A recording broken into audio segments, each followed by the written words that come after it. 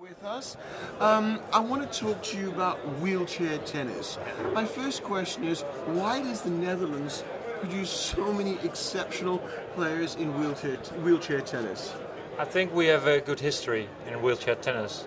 Some pioneers in Holland started with it.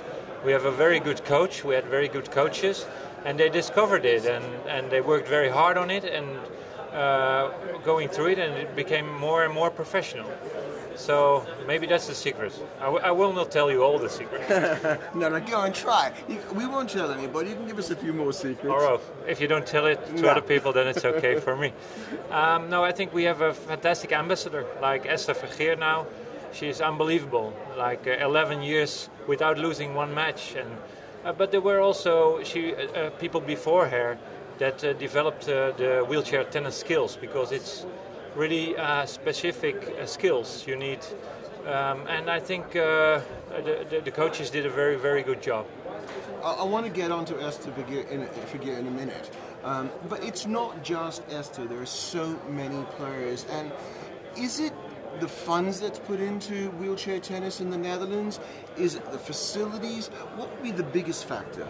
Well, we are a small country. I mean, it's 300 kilometers from south to north and 200 kilometers from east to west. So it's a flat country. And we have a structure that is very sophisticated. That means you can play anywhere in the clubs. There are a lot of clubs in Holland, more than 1,700 tennis clubs. So you can always play. And also the wheelchair players can go to a club nearby. And I think it's very important that they find each other, but also play with the not disabled people.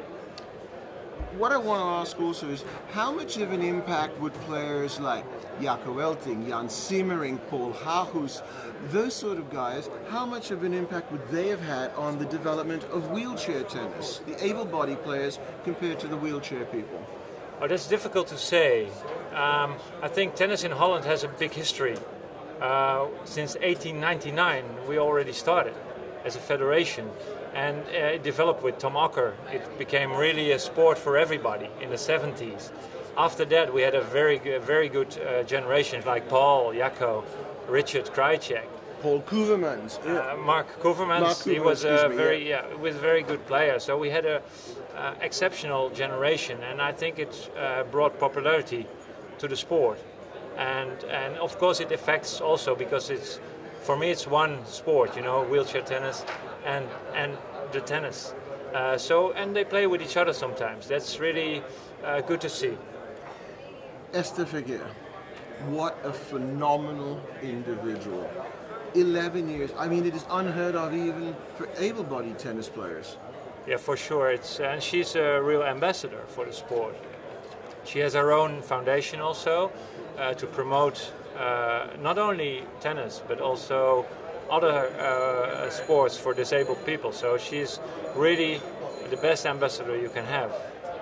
And a nice person too. That's right, for sure. And that helps a lot.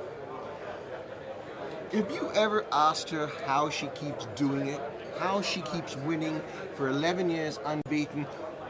It sounds like 1,000 matches undefeated. It's 430, 450 or so matches undefeated. It's phenomenal. Yeah, and she keeps on going. That's a surprising thing, because you could say she had also difficulty. She even had some match points against her. You remember the Olympics, the Paralympics, the last one. And but she still managed to win and to keep the motivation. And she's now working with Sven Groeneveld, a very good top-class coach. So she still finds something within her that keeps her going, I think. But you should ask herself, then you know the real thing. Well, last question. I mean, I asked you a moment ago about the inspiration people like Koevermans and Haarhuis and Elting and Michael Schepers and all that would have on the wheelchair guys. But I guess when you look at Esther Vergeer, what an inspiration she is for any tennis player, able-bodied or wheelchair tennis player. For sure, that's right. And I have to say, now she's top class, and we are bringing new players in, but she's lonely at the top, and she inspires everybody. So that's really good, and it's more and more recognized. I have to say, also on TV in Holland, it's more and more recognized, because that's what was not happening 10 years ago. Yeah, I suppose, we spoke about Esther, but we shouldn't forget somebody like Robin Armeline and some of the other colleagues of theirs. Right, it's a group that is more broad. We have 20 players in the selection, the wheelchair tennis selection, so it's really a broader group. So you should not only look at the top, it's all about bringing new players in, and they come.